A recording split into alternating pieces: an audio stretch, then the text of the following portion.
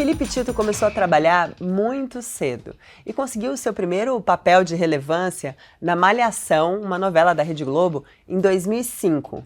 Mas essa aqui não é a história de um ator de sucesso, ou pelo menos não é a história só de um ator. É que o Felipe tem várias outras credenciais e eu não vou nem me arriscar a falar todas elas aqui, correndo o risco de esquecer muitas. O que importa é que ele é ator, empreendedor e investidor. E é sobre esses papéis que o Felipe veio conversar hoje aqui no Do Zero ao Topo.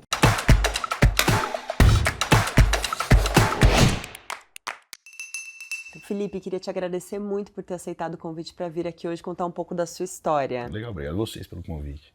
E eu sei que a sua história começa muito cedo, como um empreendedorismo com um trabalho. Você começou a trabalhar bastante jovem, né? Sim. Como que foi isso? Eu começo a trabalhar muito cedo fazendo publicidade, trabalhando como ator, mas eu não encarava isso como trabalho diretamente, sabe? A idade que eu tinha, até não tinha como ter essa coisa de, estou exercendo uma função remunerada. Não, eu ia lá, me divertia no set e ganhava para isso. E nunca foi um dinheiro relevante, assim, também, sabe? Era uma coisa meio que... Era dinheiro, mas não era dinheiro para mudar a vida, nem nada do tipo. Então era uma parada que eu fazia porque eu gostava de fazer, de fato. E aí comecei a fazer com mais frequência e começou a limitar um pouco mais, os espaços começaram a ficar menores na publicidade, porque você atinge um determinado ponto que você está em todos os comerciais. Eu não era uma figura conhecida. Quando eu digo conhecida, eu não era um nome macro, ninguém sabia que era o Felipe Tito. Eu era o rosto, o menino sardento do comercial. Então eu comecei a ter várias campanhas sequenciais e o mercado de publicidade falou, cara, ele virou meio carne de vaca, ele está em tudo e ao mesmo tempo. E você então, ainda adolescente. Adolescente. E aí pararam de me chamar. E aí eu tinha um cara que era meu empresário na época, assim, que gerenciava meus materiais, minhas fotos, as coisas. E ele sugeriu fazer um material para mandar para a TV Globo. E aí falou, vamos fazer um teste lá. E eu mandei. Aí uma semana depois me chamaram para uma participação num quadro que a Denise Fraga tinha no Fantástico, não sei se você lembra, chamava Retrato Falado. Sim. Aí eu fiz 2, 3 desses episódios, e depois me chamaram para uma participação num programa que a Cláudia Rodrigues tinha na Globo, que chamava Diarista, também não sei se você lembra disso, mas eu fiz também. Também no começo dos anos 2000. Isso é 2004, e fumaça, assim. Aí, em 2005 eu assino minha primeira novela, que foi Malhação. Foi a primeira novela que eu fiz, assim, fiquei quase 2 anos, 2 temporadas, assim. E aí depois eu emendei as coisas todas. Que foi o que mudou a sua vida, de certa forma, esse papel. Foi o que começou o processo de mudança da minha vida. Aí eu faço essa novela, acaba a novela, meu perfil era muito diferente, assim, eles sempre me enquadravam num perfil cômico, assim, porque eu era bem magrinho, tinha um cabelão grandão, assim, então eles eram o perfil de galã, que foi o que eles me colocaram depois.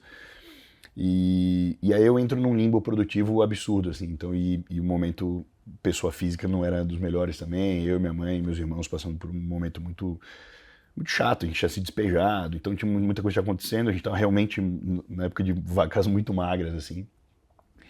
E aí eu pensei em desistir muitas vezes, falei, puta, acho que não é pra mim, já brinquei de arte aqui, já foi, já não tá entrando dinheiro. E aí me chamaram para uma participação num filme, eu gravaria, sei lá, 3, 4 diárias, era um filme onde o Rodrigo Santoro era meu professor de sinuca nesse filme. Quer fazer? Eu falei, vambora, vamos fazer, R$200 a diária, eu falei, vamos fazer, né, pra quem não tem nada, metade é o dobro, já tô duro, vamos fazer alguma coisa, vai entrar. E aí, num bate-papo de camarim assim, o empresário dele era amigo desse cara que cuidava dos meus materiais, das minhas coisas. E ele falou, o Rodrigo acabou de voltar de fora, ele fez um curso lá em LA, os caras adoram brasileiro, latino, assim, tal, você não quer mandar o Tito pra lá, pra tentar um teste, alguma coisa? E aí eu mandei gravei, não falava absolutamente nada de inglês, nada, literalmente nada. Então eu peguei no Google Tradutor para dar a intenção do texto, para saber o que eu estava falando. O sotaque no accent eu sempre tive facilidade por conta de música e tal, então... E aí gravei, mandei e eles me aprovaram com 98% de bolsa, assim. Eu ganhei esse curso no Lee Strasberg Film Academy, que é um desdobramento do New York Film Academy. E aí eu fui morar em Hollywood, fiquei 1 ano e meio, fiquei 2 anos, mas eu fiquei 1 ano e meio de antecedência. Aí trabalhei como pizzaiolo, de pizzaiolo eu assumi como chefe desse restaurante israelense que eu trabalhei no centro de Los Angeles. Aí nos últimos 6 meses eu faço esse curso e volto pro Brasil. Já falando inglês? Já falando inglês, espanhol, cozinhando, fazendo todas as coisas que eu aprendi lá. E aí voltei pro Brasil, mas aí eu voltei maior, né? Eu voltei diferente, tipo, eu morava colado de muro com um dos maiores galpões de suplementação dos Estados Unidos, assim, era muito grande. Então, eu tomei um monte de suplemento, treinei, então eu voltei maior, voltei diferente. Aí, quando eu cheguei, mandei meu material de novo para eles lá, falou, ó, tô de volta, tô aqui e tal. E aí, sei lá, passaram 2 semanas, me chamaram para fazer uma participação numa novela que estava explodida aqui, que era Avenida Brasil. E aí foi o que aconteceu. Aí quando eu entrei, aí nossa, ele voltou, tá diferente, né? Aí acabou essa novela, emendei outra novela das 9, que foi Amor à Vida. Essa, sim, realmente foi minha mudança de virar de chave, assim, foi literalmente meu divisor de águas.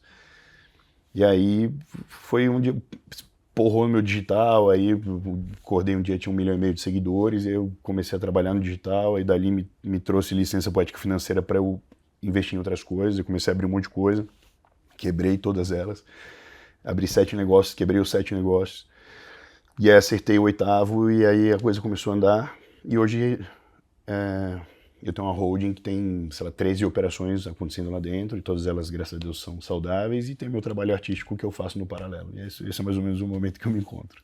Mas você sempre teve esse lado empreendedor, como você disse, abriu uma série de empresas, foi testando várias coisas.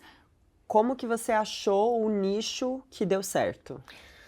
Cara, eu não achei o nicho que deu certo. A grande verdade foi que eu comecei a me blindar de não cometer os mesmos erros em operações sequenciais. O que aconteceu foi o seguinte, eu abri meu primeiro negócio em um restaurante mexicano. Tinha voltado de lá, pô, tava cozinhando, eu tava fresco de cozinha, eu falei, vou abrir um restaurante. E não é tão simples quanto parece. Eu abri o restaurante, ele quebrou por má gestão financeira. Bom, então já entendi que o financeiro é um negócio muito importante, eu não posso abrir mão disso aqui, então tem que estar estruturado. Abri o meu segundo negócio, foi uma loja de roupa. Aí quebrou por uma má gestão de estoque. Eu falei, bom, então já entendi. Então eu fui cometendo erros e fui dando check nesses erros. E no meu 8º negócio, eu já tinha feito quase que uma blindagem ali de coisas que eu não podia cometer, de erros que eu não podia repetir. E aí ele deu certo, e foi isso. Mas eu não encontrei um caminho específico. O que entendi é que dentro da minha zona de expertise, ali, de coisas que eu,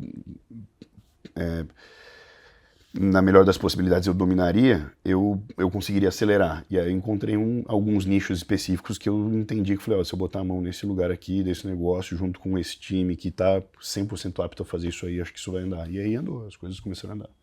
Mas além dos seus negócios, você também é um negócio, tem a sua marca pessoal. Hoje, provavelmente, seja o meu maior negócio. Que foi o que fez também você crescer, por um lado, nos negócios, sim, mas também pode ter trazido algumas dificuldades para você. Qual foi esse balanço? O bônus e ônus? Assim, ó, hoje na somatória de todos os negócios que a gente tem dentro da holding, o Felipe Tito ainda é a operação mais rentável. Assim, meu Instagram, o meu digital, a minha presença física, as palestras, as coisas que eu faço ainda é a minha maior receita. Disparado, assim.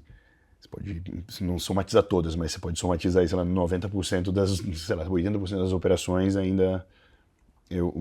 a minha operação Felipe ainda é mais rentável.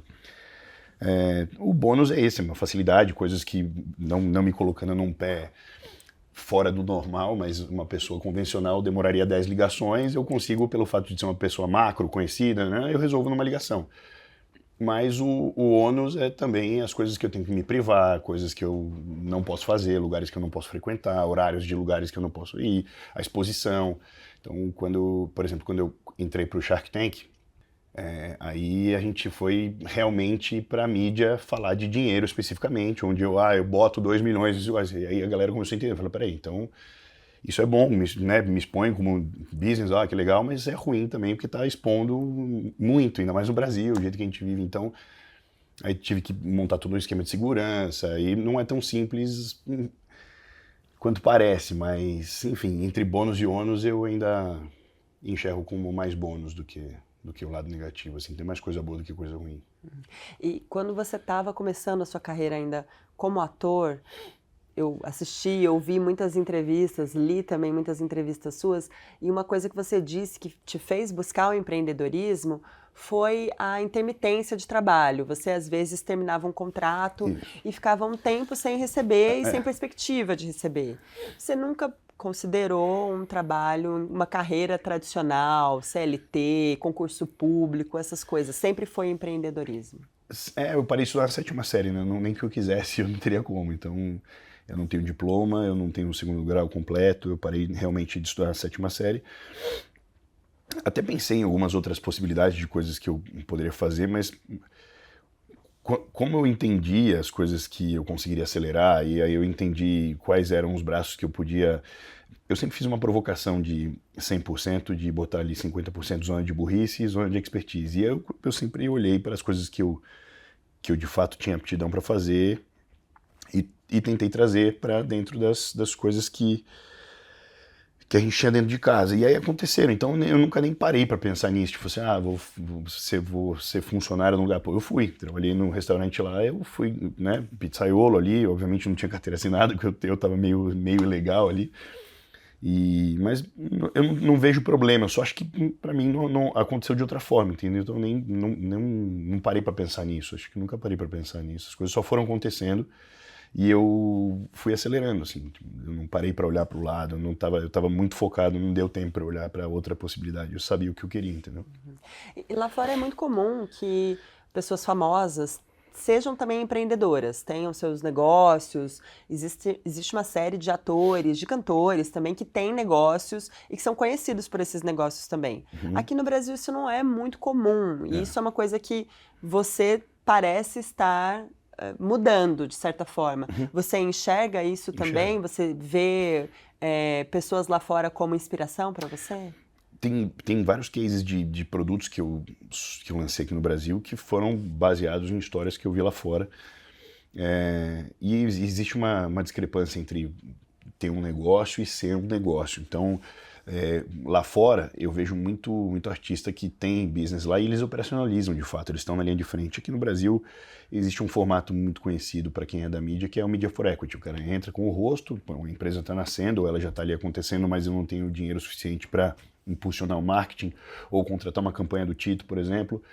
Quanto custa? Custa 5 milhões, 2 anos de uso de imagem. Pô, Tito, eu não tenho esse dinheiro, posso te dar 1 milhão em dinheiro e esses 4 milhões eu te dou em equity dentro da empresa, eu te dou 10% da minha empresa.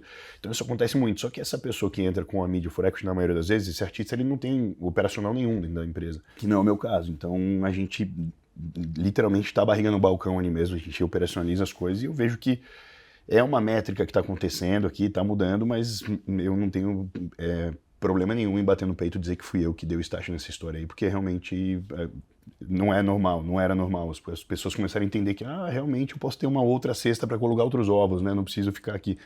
E isso aconteceu. Eu tenho muita gente que lá de fora, que eu entendo que faça essa movimentação, faz muito bem feito, com produtos que deram certo, com marcas que foram vendidas, com deals bilionários que fizeram lá fora, na linha de frente eram artistas que estavam empreendendo. Então, aqui no Brasil está acontecendo, na medida do possível está acontecendo. Bom, você além de ser empreendedor, você também começou o seu negócio, que é a Titanium, que é uma empresa que faz marketing digital, performance. Você começou ela em 2015, certo? É um pouco antes, a gente começou em 2013, novela, 14. Como que foi resolver, então, transformar isso numa empresa e transformar esse negócio numa holding depois? Ela nasce assim, eu estava fazendo essa novela em 2013 e eu sempre gostei, foi o que você falou, eu sempre gostei desse game corporativo, de ir nas reuniões, de entender. Eu sempre parti da premissa de que ninguém nunca vai vender meu peixe melhor do que eu. Então, era uma reunião sobre um contrato que eu seria o rosto ali. Não faz sentido eu mandar um empresário só para escutar e ele me ligar e falar, fechou, sua entrega é tal. Não, eu quero participar, eu quero entender o que eu posso agregar, o que esse cliente quer comunicar, como ele quer comunicar. Você faz parte da venda. Isso, e eu já crio ambiência ali, porque aí troco o telefone com o cara, manda um vídeo para a filha que é fã, faz não sei o quê, tira foto com todo mundo. E isso começou a criar um relacionamento que é o que não tem preço. Então as coisas começaram a acelerar e aí fechei um contrato com uma marca de carro, pum. Aí passa 2 meses, me liga outra marca de carro, que eu tinha ido numa reunião também. Tito, fechei um lançamento aqui, queria você. Eu falei, putz, acabei de assinar com a marca concorrente aqui, não vai dar por conta de conflito de interesse. Mas, cara, na novela que eu tô fazendo tem um ator que é muito perfil do que você tá fazendo. Comecei a indicar pessoas para trabalhos porque eu tava com uma demanda que eu não conseguia atender. E, obviamente, não falar nomes, mas vários dessas indicações não me ligavam nem para dar um obrigado, assim, de falar, eram trabalhos relevantes, de 2, 3, 5 milhões, e aí a métrica do meu mercado é 80% artista, 20% empresário. É assim que funciona. Aí eu olhei e falei, bom, nesse trabalho de 5 milhões, 10% era 500 pau, 20% eu tô falando de 1 milhão, e o cara não me deu obrigado e eu não cobrei taxa nenhuma e tal. Aí eu liguei pro meu empresário e falei, cara, quanto custa o escritório hoje? Qual o valuation do escritório hoje? Ele falou, X. Eu falei, então eu quero comprar 51%. Aí eu comprei metade um pouco mais da metade do escritório do meu empresário, a gente virou sócio, e eu comecei a agenciar essas pessoas. Então, a Titanium nasce para fazer um gerenciamento artístico de atores, músicos, atletas e tal, que foi a coisa que eu comecei a fazer. E aí depois eu peguei 100% da operação e aí ela continuou andando. E aí depois de um tempo vivendo nessa sazonalidade, que é o que a gente falou lá atrás da carreira de ator, eu tenho isso também no digital. Então eu não tinha muita recorrência, não sabia qual era a recorrência. Então tem mês que eu vendia 10 milhões em campanhas, tem mês que eu vendia 1 milhão. Então o meu senso organizacional financeiro tinha que ser muito alinhado para fazer. E aí a gente decidiu migrar para sair do CPF e começar a cuidar de CNPJ, eu comecei a cuidar de empresas. E aí para mim foi a virada de chave, porque eu comecei a ter contratos mais longevos, com recorrência de dinheiro, e aí eu conseguia me organizar financeiramente muito melhor, e aí foi o que fez a agência decolar do jeito que decolou. E agora já é uma agência razoavelmente grande, assim, faturamento em torno de 800 milhões, né? Dentro do... É que assim, isso não é renda minha, né? Pelo amor de Sim, Deus, é sim. claro, isso aqui eu não sou um cara de 800 milhões por ano, não se engane, senão vai aparecer primo não sei da onde pedindo coisa. A gente gera isso, um pouco mais até que isso, de receita entre os clientes que a gente faz a performance todos dos e-commerce. Eu comecei... Quando a gente começou a estruturar a parte para cuidar do CNPJ lá dentro, eu comecei a verticalizar todos os serviços que eu sentia um braço deficitário como empresário mesmo. E eu comecei a olhar e falei, cara, isso aqui é muito chato de conectar, é um trabalho que é ruim, se a gente pegar alguém que faça isso aqui direito, trouxer, aí eu comecei a verticalizar, comecei a trazer tudo para dentro de casa. Então eu tenho tudo in-house, tudo que eu preciso para fazer, desde a criação do logo da tua empresa, o cheiro, a identidade visual, o filme publicitário, tem uma produtora lá dentro, tem estúdio, tem os diretores, tem equipamento, tem o catering que vai comer no camarim, eu tenho tudo dentro de casa, então eu realmente faço o 360 hoje. Qual que é o tamanho da empresa hoje? Quantos funcionários você tem? A gente está migrando de um lugar, a gente está na Barra Funda hoje, e aí estamos em obra, se Deus quiser, em um mês, no máximo um mês e meio, que me passaram de deadline, e a gente está em Alphaville já. Mais obra, né? Não tá no contrato, se eles se furarem comigo vai dar problema, um mês e meio. Um mês e meio a gente está lá. A gente tem hoje em casa 30 aqui em São Paulo, e tem uma operação de Florianópolis, que é a nossa parte de growth, de performance, são mais 90 pessoas. Aí eu peguei esse andar inteiro lá em Alphaville, são 1.750 metros, é bem grandão lá, a gente pegou para trazer tudo para cá, então a gente vai operar ali com mais ou menos 120, 130 pessoas.